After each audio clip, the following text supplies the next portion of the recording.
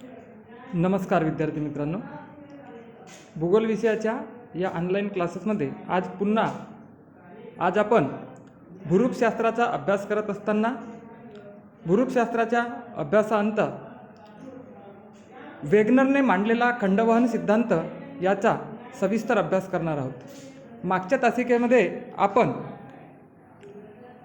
समस्थायी सिद्धांत तसेच भूपट्ट विवर्तनिकी सिद्धांत या सिद्धांताचा अभ्यास केला होता। या सिद्धांताच्या आधारे असे लक्षात आले की पृथ्वीच्या पृष्ठभागावर जे भूभाग उंच आहेत ते वजनाने हलके आहेत आणि जे भूभाग कमी उंचीचे आहेत ते मात्र वजनाने जड पदार्थापासून तयार झालेले असल्याचे आपल्याला दिसून येते। परंतु हे भूभाग स्थिर आहेत या संबंधित भूपट्ट विवर्तनिकी सिद्धांत आणि समस्थायी सिद्धांत सांगतो। परंतु वेगनरने पृथ्वीच्या पृष्ठभागावरील भूमिखंड आणि महासागर हे स्थिर नसून ते अस्थिर आहेत आणि पृथ्वीच्या पृष्ठभागावर असलेल्या हे खंड वहन होत असतात, एका ठिकाणाहून दुसऱ्या ठिकाणी वाहत जात असतात। अशा प्रकारचे संकल्पना वेगनरने आपल्या या खंडवहन सिद्धांताच्या आधारे स्पष्ट करून दाखवण्याचा प्रयत्न केलेला आहे। तर वेगनर जो आहे, हा वेगनर जीवशास्त्राचा अभ्यासक होता आणि तो वेगवेगळ्या खंडांमध्ये तेथील वनस्पती आणि प्राण्यांच्या जीवनावर अभ्यास करत असताना त्याला असं आढळले की एका खंडात आढळणाऱ्या वनस्पती आणि इतर खंडात आढळणाऱ्या वनस्पती, ह्या वनस्पती तेथील हवामान, पर्जन्य, तापमान आणि तेथील भौगोलिक स्थितींचा अभ्यास केले असता असे लक्षात येते की वेगवेगळ्या खंडात आढळणाऱ्या वनस्पती आणि प्राणी हे प्राण्यांचे गुणधर्म हे वेगवेगळे असायला पाहिजे। परंतु जीवशास्त्राचा अभ्यासक या नात्याने वेगनरच्या अशा लक्षात आले की वेगवेगळ्या खंडात आढळणाऱ्या वनस्पती आणि प्राण्यांचे गुणधर्म काही बाबतीत समान असल्याचे दिसून आले आणि त्यावरून त्याने असा निष्कर्ष काढला की वेगवेगळे खंड आज जरी एकमेकापासून हजारो किलोमीटर अंतरावर असले तरी मात्र प्राचीन काळात ते सलग एकमेकांनाच चिपकलेले असावे किंवा एकाच भूमिखंडाचे सलग तुकडे असावे आणि कालांतराने ते तुटून एकमेकापासून वेगळे झाले असावे असा अंदाज वेगनरने या खंडवहन सिद्धांताच्या आधारे मांडला। आणि हा अंदाज खरा करून दाखवण्यासाठी वेगनरने खंडवहन सिद्धांताच्या आधारे काही पुरावे सुद्धा सादर केले। मुळात वेगनरने हा जो खंडवहन सिद्धांत मांडला, हा खंडवहन सिद्धांत आपल्या डाय इंटरेस्टिंगर कॉन्टिनेंटल अँड ओशन या ग्रंथामध्ये 1912 साली मांडण्याचा प्रयत्न केला। या आधारे फार पूर्वीच्या काळी म्हणजे जेव्हा पृथ्वी अस्थिर होती त्यावेळेला पृथ्वीच्या पृष्ठभागावर सलग एकच भूमिखंड होता आणि तो सलग एकच भूमिखंड हा कालांतराने तुटला आणि कालांतरात एकच भूमिखंड होता, या भूमिखंडाला त्यांनी पॅन्जिया असं नाव दिलेले होते। मग कालांतराने काही कालावधीनंतर पॅन्जिया या भूमिखंडाचे तुकडे झाले आणि 2 तुकडे होऊन उत्तरेकडील भूमीला अंगारा भूमी आणि दक्षिणेकडील भूमीला गोंडवाना भूमी असे संबोधले जाऊ लागले। उत्तरेकडील भूमीच्या आधारे आज अस्तित्वात असलेले उत्तर अमेरिका, युरोप आणि आशिया खंड तर लारेसिया म्हणजेच दक्षिणेकडील भूमीचे मिळून दक्षिण अमेरिका, आफ्रिका, अरेबिया आणि भारताचा जो दख्खनचा पठार आहे आणि ऑस्ट्रेलिया खंड हे मिळून गोंडवाना भूमीचे भूखंड अस्तित्वात आले। कालांतराने काय झालं तर कालांतराने लारेसिया आणि गोंडवाना भूमी या दोनही भूमिखंडांचे खंडन होऊन म्हणजेच या दोनही भूमिखंड तुटू लागले आणि त्यांचे लहान लहान तुकडे गती मिळाली त्या दिशेने चारही बाजूने वाहत गेले आणि अशा पद्धतीने आज अस्तित्वात असलेले, जगाच्या पाठीवर आज अस्तित्वात असलेले 7ही खंड जे आहेत, हे 7ही खंड प्राचीन कालखंडामध्ये एकाच भूभागाचे सलग तुकडे होते असा या खंडवहन सिद्धांताच्या आधारे वेगनरने सिद्ध करून दाखवण्याचा प्रयत्न केलेला आहे। त्याबरोबरच याच्या वेगनरने मांडलेल्या या खंडवहन सिद्धांतावर काही लोकांनी आक्षेप घेतलेला होता.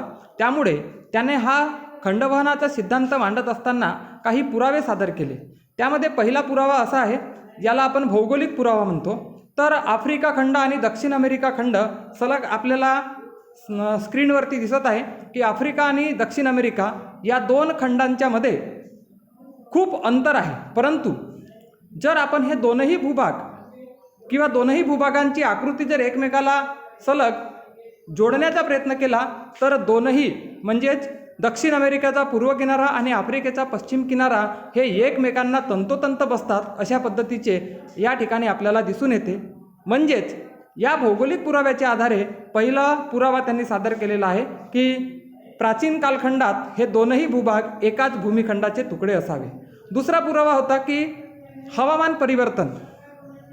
आजही आपल्याला आफ्रिका खंडातील आणि ऑस्ट्रेलिया तसेच भारताचा जो वाळवंटी प्रदेश आहे, ज्याला आपण कच्छचे रण म्हणतो, राजस्थानचा जो भाग आहे, गुजरातचा जो भाग आहे, या भागामध्ये आजही आपल्याला काही हिम नदींचे अवशेष अस्तित्वात असल्याचे दिसते.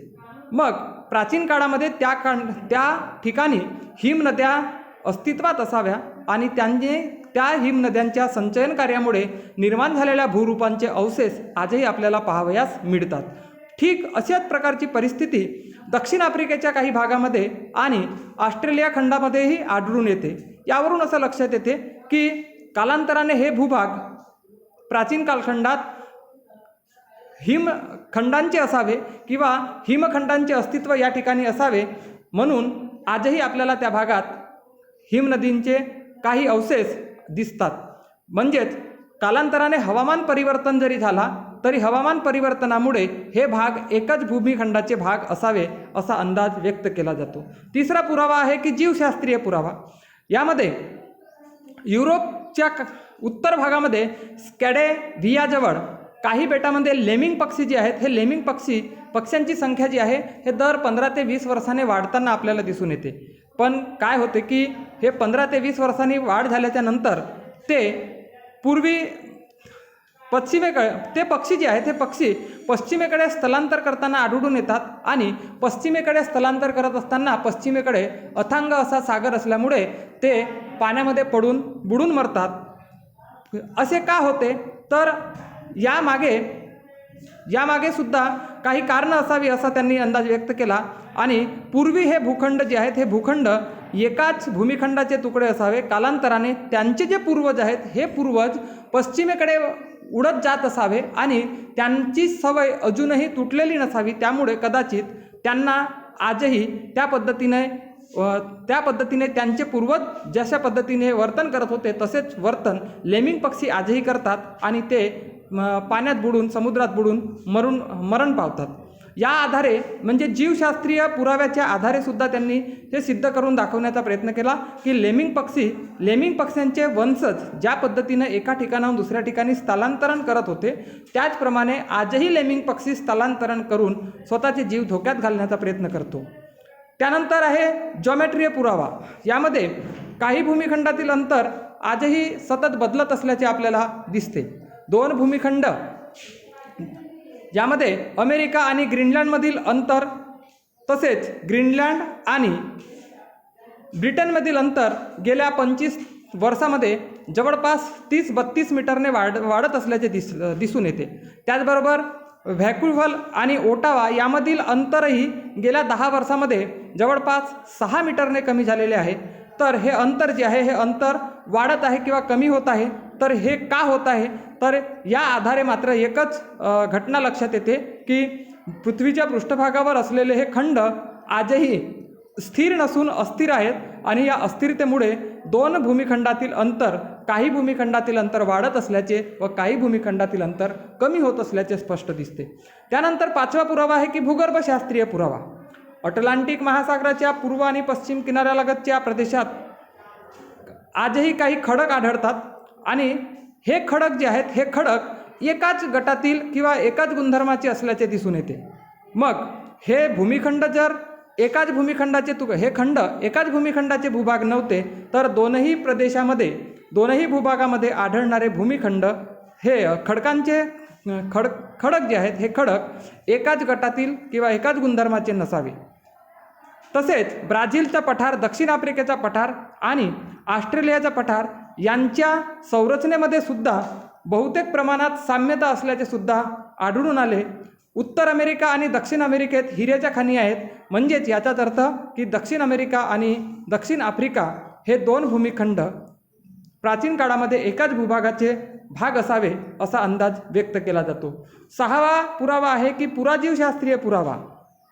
तर आजही आपण अनेक खंडांच्या भागामध्ये जर उत्खनन केले तर या उत्खननामध्ये सापडणाऱ्या काही प्राचीन कालखंडातील वनस्पती आणि प्राण्यांच्या अवशेषांचा जर अभ्यास केला तर असं लक्षात येते की हे खंड पूर्वी एकाच भूमिखंडाचे भाग असावे.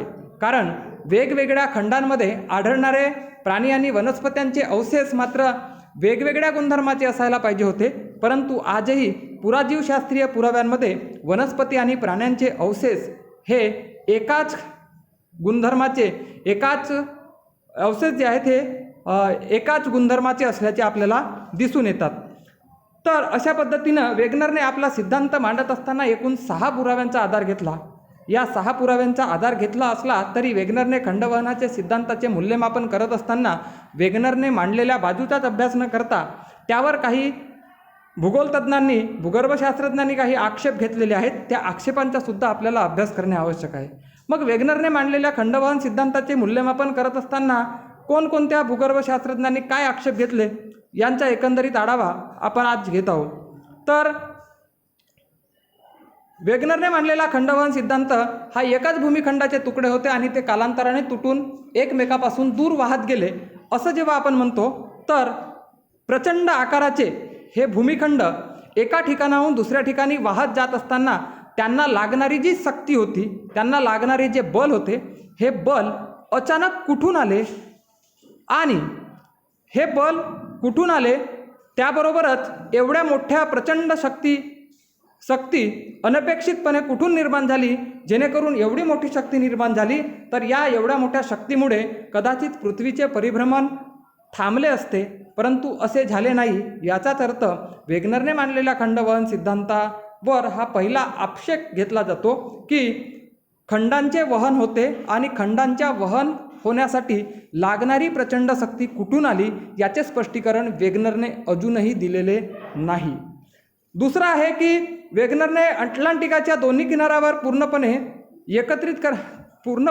किनारे एकत्रित करण्याचा प्रयत्न केला. परंतु आपण जसं बघितलं की दक्षिण अमेरिका आणि आफ्रिका खंडाचे किनारी प्रदेश एकमेकांना जुळतात, परंतु ते तंतोतंत जुळत नाही आणि त्याच्यामध्ये थोडाफार बदल आवश्यक असतो. तर वेगनरने मांडलेला हा जो सिद्धांत आहे, पुरावा आहे, या पुराव्याचे खंडन करत असताना आफ्रिका खंड आणि दक्षिण अमेरिका खंड यांचे किनारे एकमेकांना तंतोतंत जुळत नाही हा दुसरा आक्षेप या ठिकाणी घेतलेला आहे. तिसरा आक्षेप आहे की वेगनरचा खंडवहन सिद्धांत असं सांगतो की आज अस्तित्वात असलेले भूमिखंड प्राचीन काळात एकाच भूमिखंडाचे भूभाग होते, परंतु ते कालांतराने तुटले. ते केव्हा तुटले तर ते कार्बोनिफेरस कालखंडामध्ये तुटले. मग कार्बोनिफेरस कालखंडामध्ये तुटण्याच्या मागे काय कारणं आहेत किंवा कार्बोनिफेरस कालखंडापर्यंत ते भूमिखंड एकामेकाला चिपकून का होते, जुळून का होते आणि अचानक कार्बोनिफेरस कालखंडामध्येच अशी काय परिस्थिती निर्माण झाली की ते खंड तुटून एकमेकापासून दूर गेले याचं सुद्धा स्पष्टीकरण वेगनरने आपल्या खंडवहन सिद्धांतात दिलेले नाही. तर अशा पद्धतीनं वेगनरने खंडवहन सिद्धांत मांडत असताना सादर केलेले पुरावे, त्याचबरोबर वेगनरने मांडलेल्या खंडवहन सिद्धांतावर अनेक तज्ज्ञांनी केलेले आक्षेप या संबंधित एकंदरीत सगळ्यांचा अभ्यास केला असता वेगनरचा खंडवहन सिद्धांत पूर्णपणे खराही ठरत नाही आणि पूर्णपणे खोटाही ठरत नाही. परंतु वेगनरचे सिद्धांत सादर करण्यामागील प्रयत्न विशेष मोलाचे आहे आणि या सिद्धांताचा भौगोलिकदृष्ट्या खूप महत्त्वाचा आधार अनेक भूगोलतज्ञांना झालेला आहे.